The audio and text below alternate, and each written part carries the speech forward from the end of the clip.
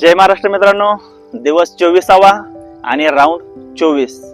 जबरदस्त मध्ये आपण सकाळी 24 राऊंड कंप्लीट केलेले आहे मित्रांनो. आज आपल्या इन्स्टा फॅमिलीमध्ये टोटल 1000 सबस्क्रायबर कंप्लीट झालेले आहेत आणि ते पण खास तुमच्या सपोर्टमुळे झालेलं आहे. असंच प्रेम तुम्ही शेवटपर्यंत ठेवा मित्रांनो. काल तुम्हाला राहिलेलं होतं आपलं 100 मीटरचं फिनिशिंग कसं करायचं, त्यामध्ये आपण लेग फिनिशिंग सांगितलं होतं. आज राहिलं आपलं चेस्ट फिनिशिंग मित्रांनो.